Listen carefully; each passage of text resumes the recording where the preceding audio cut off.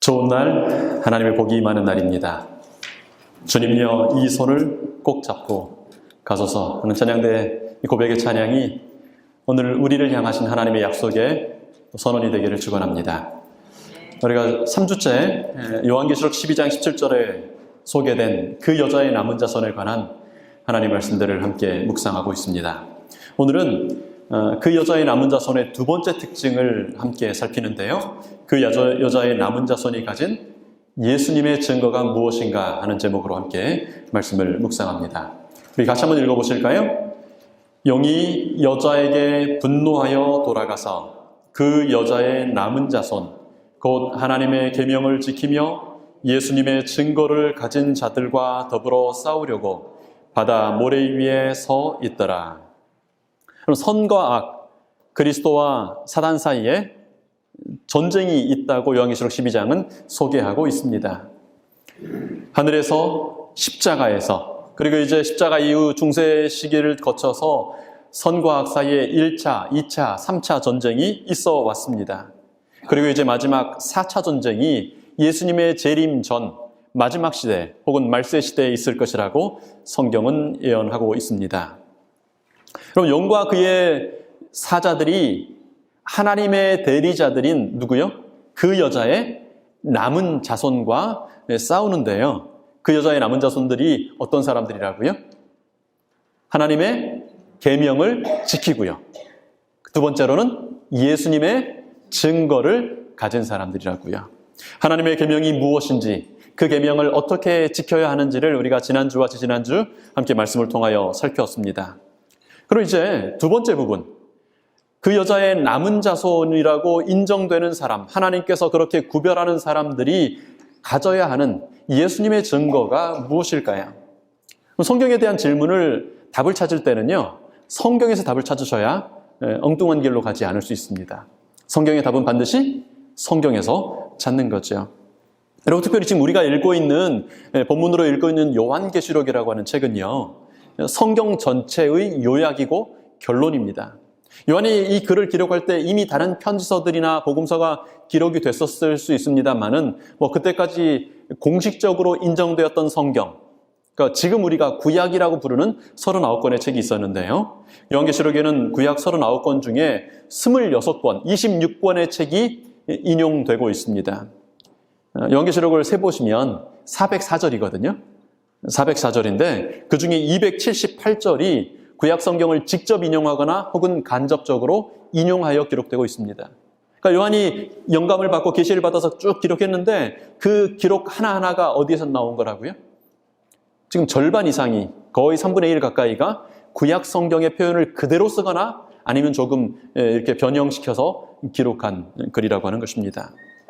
그러므로 요한계시록에 기록된 하나님의 계명과 예수님의 증거가 무엇인지를 이해하려면 그것을 알고 싶으면 어디로 돌아가면 돼요? 구약 성경, 하나님의 성경으로 돌아가면 그것이 무슨 의미인지를 우리의 생각대로가 아니라 하나님께서 계시하시는 대로 알 수 있다고 하는 것입니다. 이미 살폈던 거니까요. 하나님의 계명을 다시 한번 생각해 보면 성경에서 계명의 의미는 이렇습니다. 계명은 일반적으로 하나님의 말씀 전체, 이 성경 전체가 하나님의 계명이에요. 맞습니까? 그렇죠. 그리고 이제 우리가 요한계시록의 문맥에서 보면 여기 하나님의 계명은 특별히 모세가 기록한 모세오경, 그 중에도 하나님이 친히 기록하신 십계명이라고 하는 것들을 우리가 지난주까지 살폈습니다. 그래서 구약과 신약 모두에서 계명과 율법은 그냥 같은 말로 동의어로 이렇게 사용이 됩니다. 출애굽기 16장 28절에도 보면 하나님께서 안식일을 지키지 않는 이스라엘 백성들을 향하여 너희가 어느 때까지 내 계명과 내 율법을 지키지 아니하려느냐라고 물으십니다.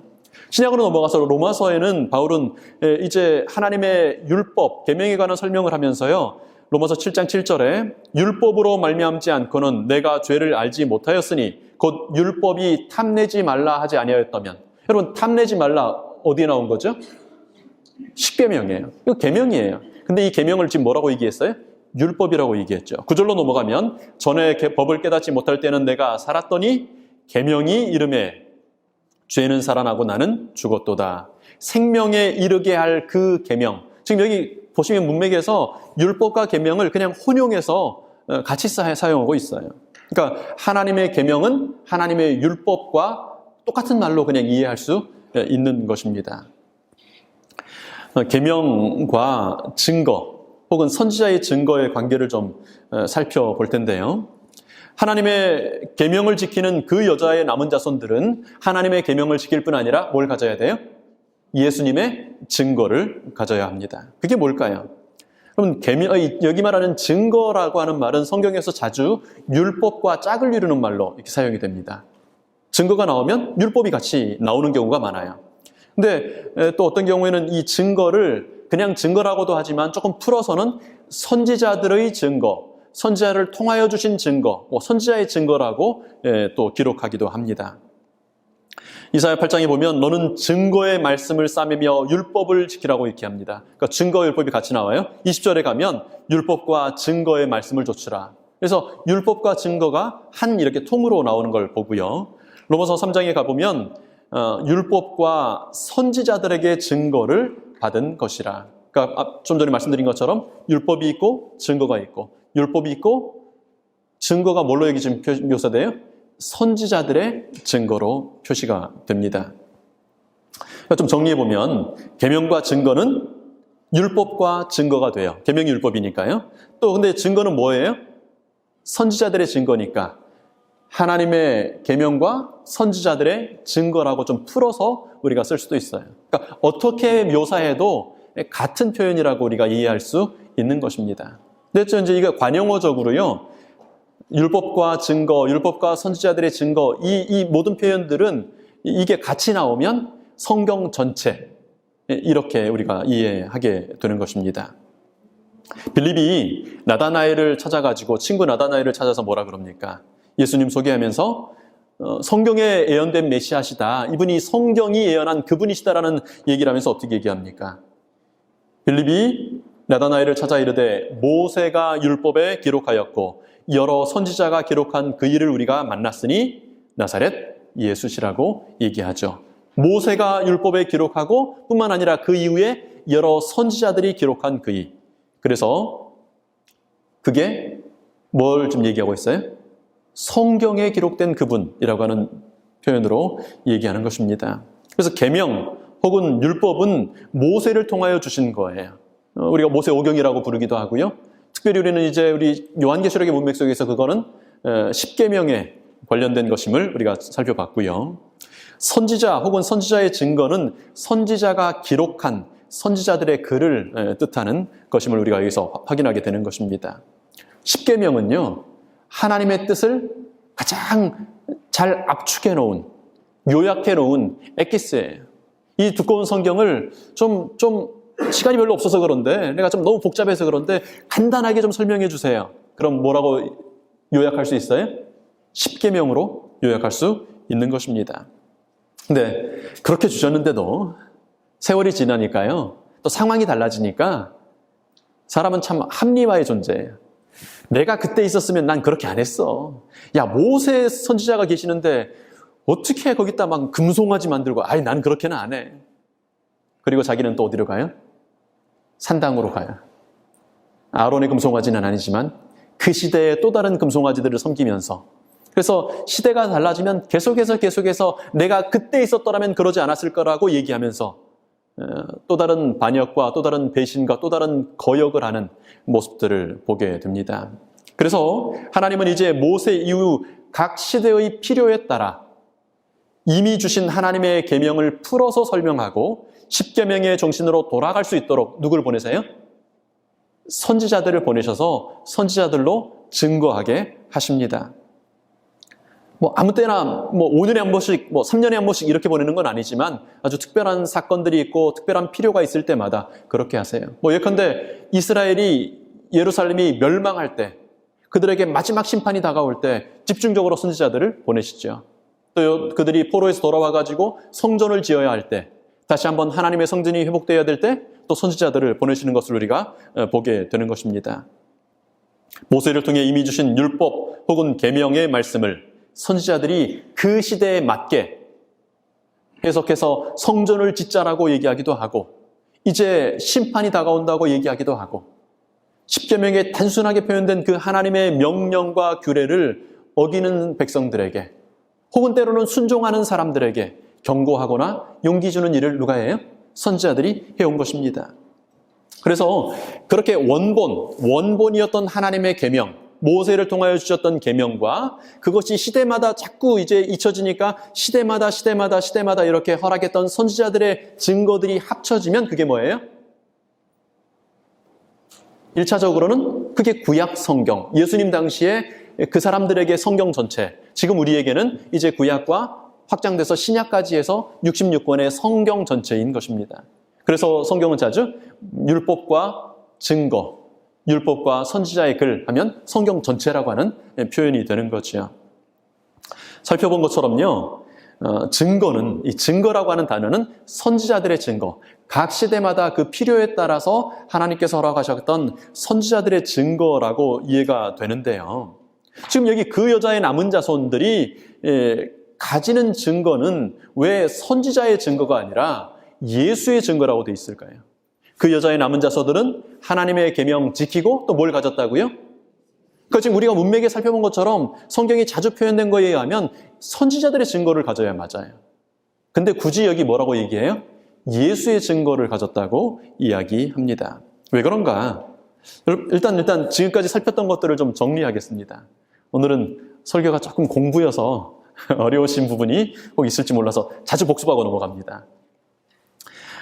율법과 증거는 율법과 선지자라고도 묘사되고 혹은 율법과 선지자의 증거라고 이해되기도 합니다. 혹은 조금 더 풀었으면 모세를 통해 주신 계명과 선지자의 증거, 또 다른 표현으로 하면 하나님의 계명과 선지자의 증거, 이렇게 뭐 어떤 표현을 써도 같은 표현일 수 있는 것입니다. 그걸 한 단어로 쓰면요, 하나님의 계명과 선지자의 증거를 그냥 한 단어로 쓰면 그게 뭐예요? 성경, 하나님의 말씀, 하나님의 말씀 가지고 있다, 뭐 그런 표현일 수 있지요. 자, 이제 여기서 예수님의 증거가 선지자들을 통해 주신 증거, 다시 말하면 선지자의 증거와 같은 말이라면 그 여자의 남은 자손들이 가진 것이 크게 문제가 없겠죠. 살펴보도록 하겠습니다. 예수님의 증거가 선지자의 증거인가? 요한은 반모섬에서 계시를 받습니다. 그렇죠? 계시를 받고 그 계시를 기록하면서 그 계시의 성격에 대하여 본인이 어떻게 이제 이 요한계시록의 글을 기록하게 되었는지를 글을 시작하면서 이렇게 편지하고 있습니다. 예수 그리스도의 계시라. 요한은 하나님의 말씀과 예수 그리스도의 증거, 곧 자기의 본 것을 다 증거하였느니라. 여기 그러니까 그 여자의 남은 자손들이 가지게 되는 예수의 증거 중에 하나가 누구에게 있냐면 지금 요한에 의해 기록되고 있어요. 예수의 증거가 뭐예요? 여기 보니까 지금 요한이 기록하는 이 요한계시록이에요. 근데 자기의 본 것, 예수님께서 주신 것들을 증거하고 있는 요한의 신분은 또 뭡니까? 요한은 뭐 하는 사람이죠? 뭐 로마 당시의 법으로 보면 죄수고요. 무인도에 유배될 만큼 로마가 생각할 땐 죄수지만 우린 그렇게 생각 안 하잖아요. 그러니까 하나님의 시각에서, 우리가 성경의 시각에서 요한의 신분이 뭡니까? 사도였죠. 또 뭐였어요? 하나님의 뜻을 초대교회 시대, 그리고 그 이후에 성경을 읽는 모든 시대의 사람들, 신약교회 시대 사람들에게 하나님의 계시를 전달하고 있는 하나님의 뭐예요? 선지자입니다. 각 시대마다 이사야를 세우시거나 다니엘을 세우시거나 호세아를 세우시던 하나님께서 이제 십자가 이후 초대교회 시대, 그리고 그 이후에 예수님 재림까지의 신약교회 시대를 위하여 아주 특별한 증거를 보내시는데 누구를 통해서요? 선지자 요한을 통해서요. 여러분, 조금 뒤에 가면, 우리 요한계시록 마지막 부분에 가면 요한의 신분에 대해서 더 정확히 설명합니다. 19장 10절에 보면요, 내가 그 발 앞에 엎드려 경배하려 하니, 하나님의 장엄한 계시를 보고 아주 압도당해가지고 자기 앞에 있는 아주 신적인 존재에게 자기도 모르게 엎드려 경배하려고 했어요. 그랬더니 그 앞에 있는 존재가 뭐라 그래요? 그가 나더러 말하기를, 나는 너와 및 내 예수의 증거를 받은 내 형제들과 같이 된 종이니 그리하지 말고 하나님께만 경배하라고 얘기합니다. 누구예요? 천사예요. 하나님께 피조된, 경배를 받을 수 없는 요한처럼 섬기는 피조물 천사였어요. 근데 이 천사가 뭐라고 하냐면 너와 및 예수의 증거를 받은 내 형제들과 같이 된 종이라고 얘기합니다. 그럼 천사는 요한처럼 하나님 섬기기도 하지만 누구처럼요? 내 형제들, 무슨 형제들? 예수님의 증거를 받은 형제들. 다시 한번 22장, 요한계시록 마지막 22장에 가면 더 명확하게 이걸 이렇게 설명합니다. 저가 내게 말하기를 나는 너와 내 앞에 아까 19장에서는 형제들이라 그랬는데 여기는 뭐라 그래요? 내 형제 선지자들과. 그러니까 요한은 누구예요? 선지자예요. 이전 시대의 많은 사람들, 그리고 그와 동시대에 성경을 기록했던 또 다른 선지자들과 함께 그 형제들과 함께 선지자의 직분을 수행하고 있었던 하나님의 증언을 대신 말해주는, 하나님의 말씀을 대신 증언하는 선지자였습니다. 여러분, 요한은 선지자였어요. 그러니까 요한계시록은 선지자 요한이요, 그 형제 선지자들이 각 시대에 따라 필요할 때마다 예수님께서 주시는 증거의 말씀을 증언했듯이 특별히 신약교회 시대를 위하여 예수님의 증거를 전달하는 누구였다고요? 선지자였다고요. 그러니까 요한계시록은 뭐예요? 선지자의 증거예요. 요한계시록은 예수 그리스도의 계시, 예수 그리스도의 증거입니다. 자, 여러분, 그럼 요한은 어떻게 이 장엄한, 여러분 정말 엄청나지 않아요? 요한계시록의 이야기들요. 해석하기도 참 벅찰 만큼 엄청난 이 계시를 요한은 어떻게 알 수 있었을까요? 여러분, 선지자들은 여러분 똑같은 사람이었을 텐데 어떻게 각 시대마다 그 시대를 꿰뚫는 해안을 가지고 먼 미래를 바라보면서 그렇게 위대한 계시들을, 정말 놀라운 진리들을 그렇게 보여줄 수 있는 능력이 있었을까요? 얼마나 대단했을까요? 하루에 한 끼도 안 먹었을 거예요, 그죠? 당근즙만 마시면서 막 그렇게 살았을 거예요. 밥은 먹지 않고 이슬만 마시면서 그랬을까요? 아니요, 똑같은 사람이었어요. 때로는 농부였고 때로는 정치가였고 똑같은 사람이었어요. 근데 어떻게 그렇게 될 수 있었는가? 선지자들이 어떻게 된 사람인가? 왜 그들이 선지자가 될 수 있었는가? 요한계시록 22장 6절에요.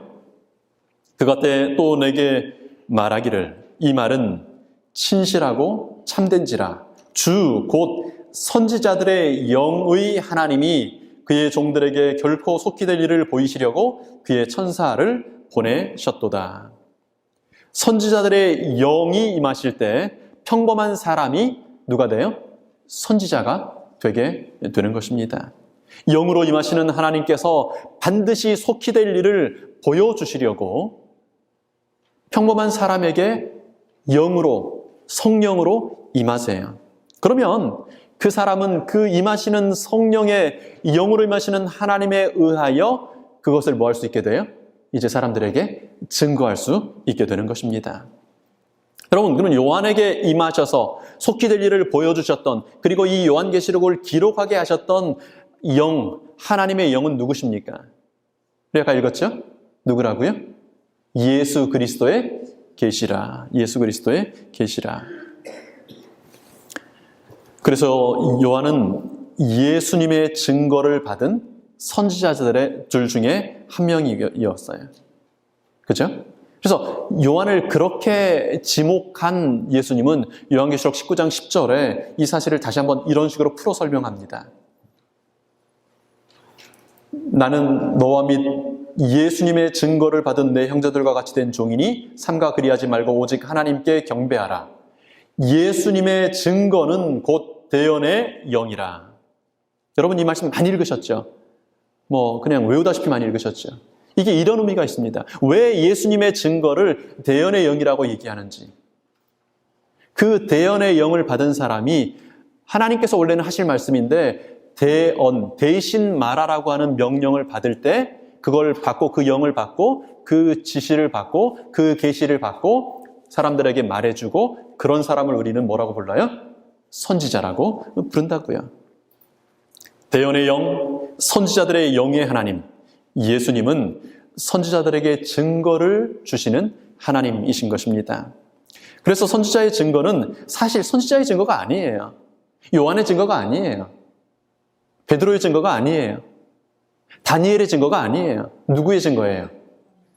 그들에게 예언의 영을 주신 예수님의 증거인 것입니다. 선지자가 예수님께 받아 뭐 할 뿐이에요? 전달할 뿐이에요. 제가 우리 박 집사님한테 뭘 드려야 되는데 얼른 못 만났어요.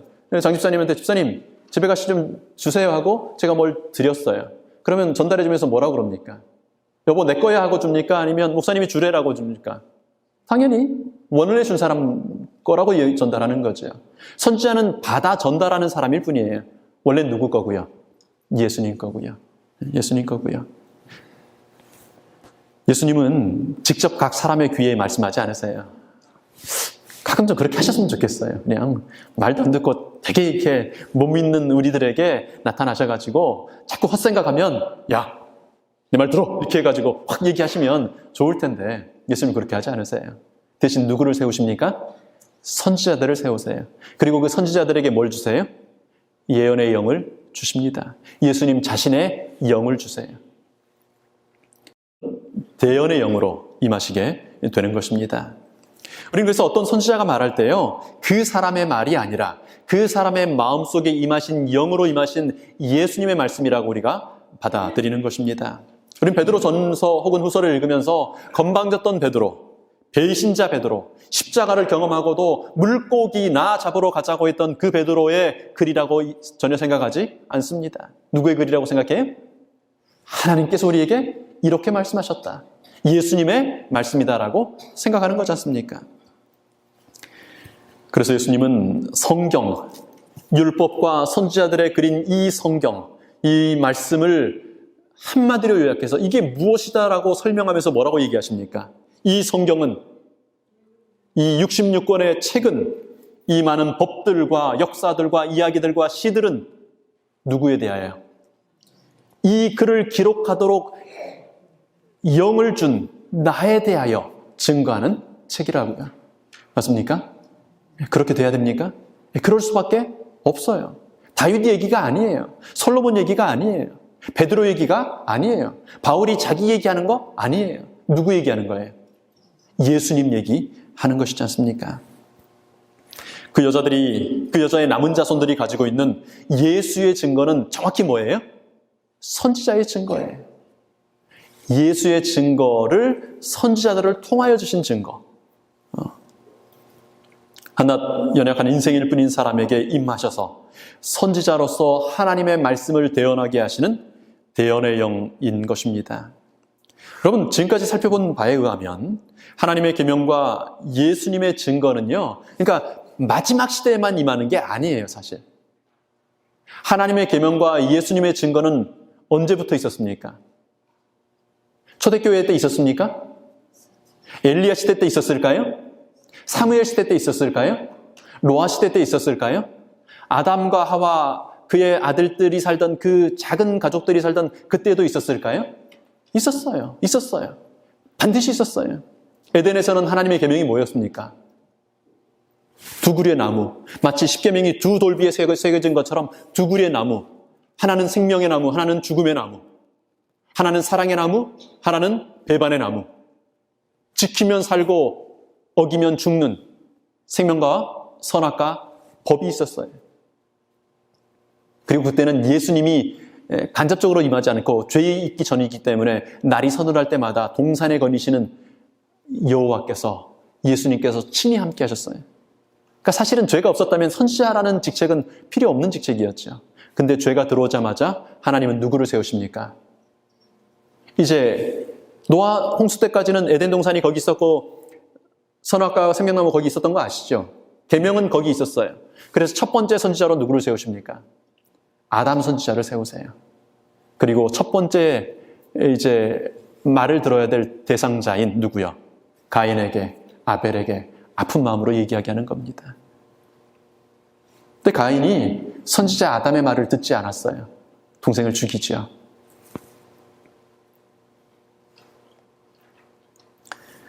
선지자 노아를 보내셨고요. 선지자 아브라함과 선지자 엘리야, 모세, 이사야, 에레미야, 다니엘, 말라기 시대마다 필요한 선지자들을 보내오셨습니다. 율법과 선지자의 증거의 말씀이 예언하고 지목하던 한 분, 메시아가 이 땅에 처음 오셨을 때요, 엘리야의 심령과 능력으로 일하던 선지자 침례 요한을 보내셨습니다. 선지자 베드로를 보내시고 선지자 요한과 선지자 바울을 보내셨습니다. 그리고 이제 예언하시기를 선과 악의 대쟁투의 마지막 전쟁, 4차 전쟁, 종말 시대의 전쟁을 위하여 하나님의 계명이 회복되어 지켜질 것이라고 얘기하는 것입니다. 에덴에서 무너졌던 그 계명이요, 가인에게 무시받았던 그 계명이요, 수도 없이 이스라엘 백성들에 의하여 짓밟혔던 그 계명이요, 지키면 삶을 얻을 여호와의 율례와 규례의 말씀이, 하나님의 계명이 예수님 재림하시기 직전에 그 여자의 남은 자손들에 의하여 지켜지고 회복될 것이라고 예언하시는 것입니다. 그러므로 여러분, 하나님의 계명을 지키는 일은 다시요, 일요일이어도 좋고 토요일이도 좋고 뭐 이날이면 어떻고 저날이면 어떻고 이런 식으로 하면 어떻고 저런 식이면 어떻고가 아니에요. 반드시 회복되어야 하고 선포되어야 하고 지켜져야 합니다.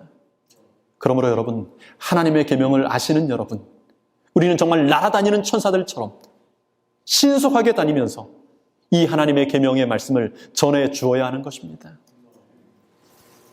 죄가 그치고 죄악이 영속될 종말의 시대, 지구 역사상 가장 중차대한 사건, 예수님의 재림이라는 사건이 이제 우리 앞에 와 있습니다. 하나님께서 언제 선지자를 보내셨다고요? 그 시대마다 특별한 일이 있을 때, 아주 특별한 목적이 있을 때, 큰 사건이 있을 때는 선지자를 보내셨어요. 하나님은 그분의 계명을 회복하고 지키며 재림을 준비해야 할 사람들을요, 그래서 우는 사자처럼 두루 다니며 삼킬 자를 찾는 사단에 대항하여 싸워야 하는 당신의 백성들을 그냥 버려두지 않겠다고 여기 약속하시는 것입니다. 자기의 때가 얼마 남지 않은 것을 알고 할 수 있으면 누구라도요, 택하신 자라도 미혹하려고 하는 그 무서운 사단에게 대항하기 위하여, 싸우기 위하여 그렇게 하나님 편에 신실하게 남아있을 그 여자의 남은 자손들을 위하여 하나님께서 선물을 주시겠다고, 무기를 주시겠다고 여기 예언하시는 것입니다.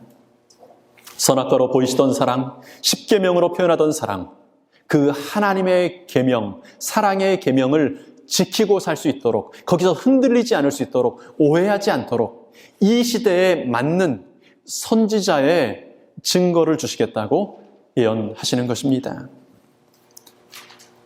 이 마지막 시대에 다시 한번 예수의 증거를, 선지자의 증거를 대언의 영을 통하여 보내시겠다고 하는 약속이 요한계시록 12장 17절에 하나님의 계명을 지키며 예수님의 증거를 갖게 될 것이라고 하는 예언의 약속인 것입니다. 여러분, 그 여자의 남은 자손들은 결코 버림받지 않습니다. 2000년 전, 그리고 3000년 전, 3500년 전 옛날 그때에 기록된 그 옛날의 기록들만 가지고 싸우도록 버려지지 않을 것이라고 말씀하시는 것입니다. 이 마지막 시대예요. 지구 역사상 누구도 상상해보지 못했던 빠르게 왕래하는 이 마지막 시대예요. 지식이 증가하여 감당할 수 없는 지식들이 넘쳐나는 이 마지막 시대예요. 불법이 성함으로 많은 사람들의 사랑이 식어져 버리는, 견디기 참 어려운 이 마지막 시대예요. 이 시대를 위하여 하나님은 예수의 증거를 전달할 대언의 영을 받은 선지자를 보내시겠다고 약속하시는 것입니다. 여러분, 이 마지막 시대에 예수님의 증거, 대언의 영, 선지자가 있어야 하는 것이 확실한 사실입니까? 있으면 좋고 없을 수도 있는 것입니까? 아니요, 있어야 합니다. 이 마지막 시대에 용과 최후의 싸움을 싸우기 위하여 바다 모래가에 서 있는 사람들이 승리하기 위하여 하나님은, 지혜의 하나님은, 사랑의 하나님은 반드시 당신의 백성들에게 예수님의 증거가, 대언의 영이, 선지자가 있어야 함을 보신 것입니다. 여러분, 선지자를 보내는 것이 하나님의 사랑의 성품에 빗대보면 합당한 일입니까? 지금까지 6000년 역사 동에 하나님께서 해오셨던 하나님의 패턴을 보면 당연한 일이겠습니까? 그렇습니다. 우린 요한계시록 12장 17절이 없을지라도 지나온 하나님의 행적들을 보면서 그렇게 하실 것이라고 유추할 수 있고요. 그러나 그렇게 우리에게 상상하도록 맡기지 않으시고 하나님은 여기 분명히 약속하시기를 예수의 증거를 가진 백성들이 있을 것이라고 말씀하시는 것입니다. 우리는 제7일 안식일 예수 재림교회는 사랑의 하나님, 역사를 주관하시는 하나님, 자기의 비밀을 그 종 선지자들에게 보이지 아니하시고는 결코 행하심이 없으신 하나님께서 이 마지막 시대에 선지자를 보내신다고 믿는 것입니다.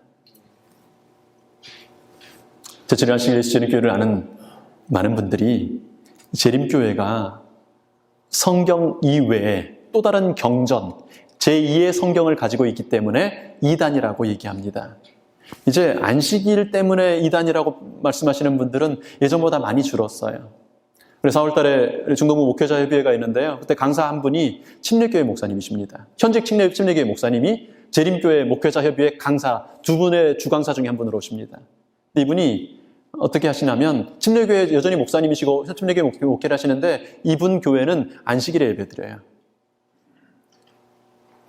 제7일 침례교회, 여기 서부에 있는 교회가 아니고 그냥 기존의 침례교회인데 안식일에 예배드려요. 이분이 와서 강의하실 주제가 일요일을 지키는 목회자들을 대하는 재림교회 목회자들의 태도, 그런 주제로 강의를 이번에 하게 됩니다. 그러니까 더 이상 안식일 가지고 이단이라고 얘기하는 사람들은 전보다 많이 줄었고 말은 그렇게 해도 속으로는 아는 경우들도 많습니다. 근데 여전히 굉장히 시험이 되는 게 이거예요. 당신들은 성경만 믿지 않고 당신들 교주 무슨 엘렌 G 화이트 이런 교주가 있지 않냐, 다른 성경 가지고 있지 않냐라고 얘기합니다. 여러분이 엘리야의 기별을 듣는다고, 여러분이 사무엘의 기별을 듣는다고, 여러분이 다윗의 시편을 읽는다고, 여러분이 요한계시록을 읽는다고, 여러분이 베드로의 편지서를 읽는다고 모세의 율법을 지키지 않는 사람들이라고 말할 수 있습니까? 십계명 이외의 것들을 읽는다고 하나님의 계명 외에 또 다른 계명을 만드는 사람들이라고 얘기할 수 있나요? 아니요. 하나님의 계명을 더 잘 지키게 하기 위하여 시대마다 선지자의 증거를 주셨어요. 그리고 하나님께서 분명히 하나님의 글에 예언하시기를, 약속하시기를 예수님의 증거가 마지막 시대에 있을 것이라고 얘기하시는 것입니다.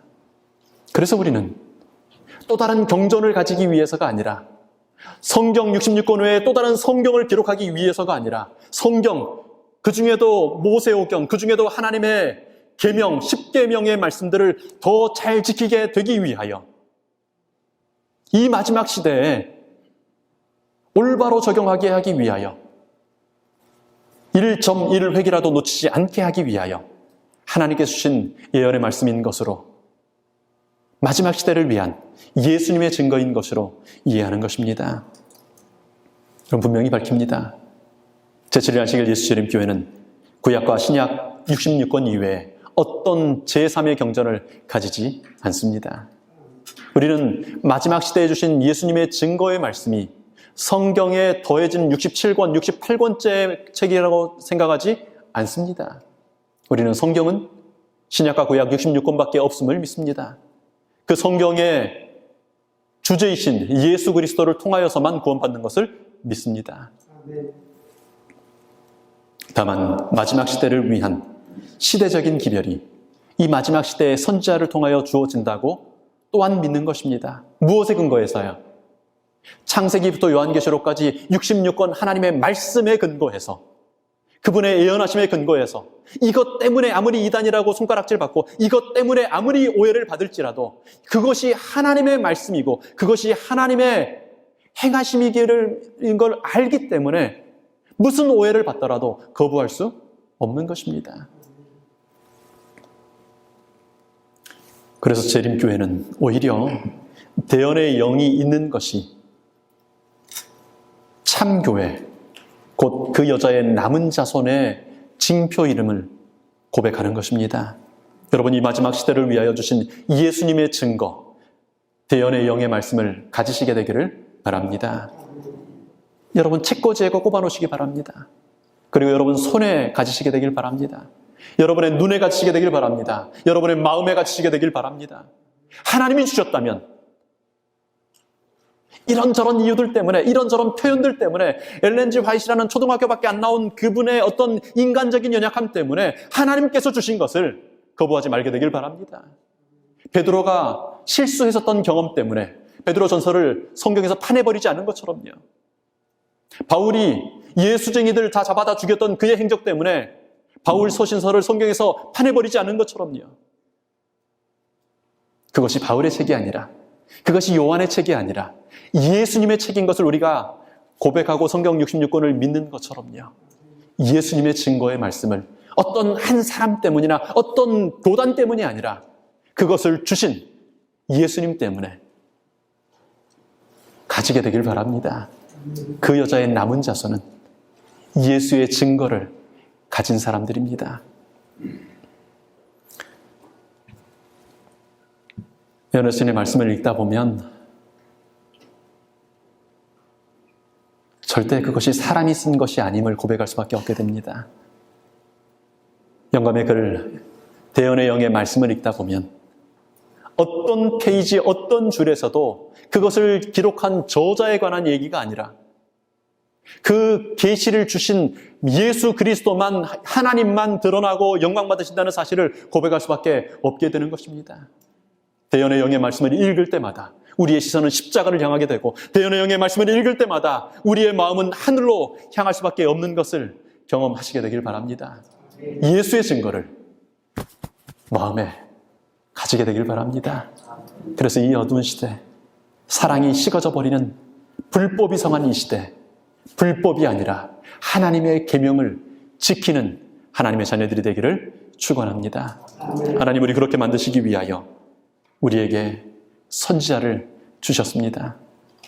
우리는 이제 전쟁터에 있습니다. 어떤 전쟁터에 있어요? 왜 바다가 모래가인지 모르겠어요. 근데 그렇대요. 바다 모래가에 있습니다. 누구랑 싸우려고요? 용과 싸우려고요. 전쟁터를 나가던 하나님의 백성들, 이제 적군을 향하여 나아가던 하나님의 무리들을 향하여 하나님이 세우신 왕 여호사밧은 그렇게 권면합니다. 우리 같이 읽어보시면 좋겠습니다. 너희는 너의 하나님 여호와를 신뢰하라. 그리하면 견고히 서리라. 그의 선지자들을 신뢰하라. 그리하면 형통하리라. 아멘. 이 마지막 시대를 위하여 주신 예수님의 증거, 선지자의 증거, 대언의 영을 신뢰하고 가짐으로 형통하는, 견고히 서는 하나님의 사람들, 그 여자의 남은 자손들이 되시기를 간절히 축원합니다.